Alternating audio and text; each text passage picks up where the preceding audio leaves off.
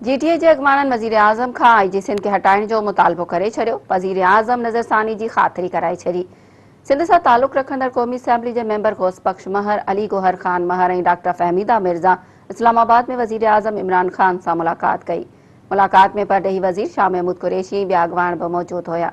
GTA अॻवाणनि वज़ीराअज़म सां Sindh police तरफ़ां party कारकुननि जी गिरफ़्तारियुनि ऐं ज़मीनुनि ते कब्ज़नि जूं शिकायतूं कयूं। डॉक्टर फहमीदा मिर्ज़ा संदसि तक में ज़मीन तां कब्ज़ो न हटाइण ते आईजी सिंध जे किरदार खे गैर मुंसिफ़ाणो करार ॾिनो। वज़ीराअज़म सां मुलाक़ात में फहमीदा मिर्ज़ा चयो त आईजी सिंध खे दरख़्वास्त करण बावजूदि अञा ताईं संदसि ज़मीन तां कब्ज़ो ख़त्म नाहे कयो वियो।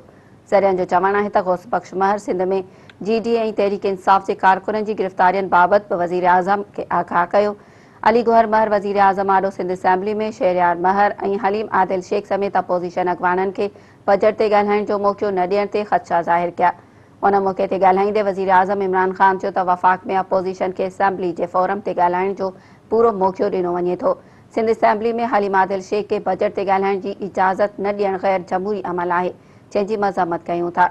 ज़रियनि मूजिबि वज़ीराअज़म आईजी सिंध ख़िलाफ़ शिकायतुनि ऐं कारकर्दगी जे मामले ते मेंबरनि खे नज़रसानी करण जी ख़ातिरी कराई। वाज़े रहे त वज़ीराअज़म सां मुलाक़ात में सिंध जे मेंबरनि एनएफसी अवार्ड बहरिया टाउन सिंध में पाणी ऐं गैस जी खोट वारे मामले ते का बि ॻाल्हि ॿोल्हि न कई वई।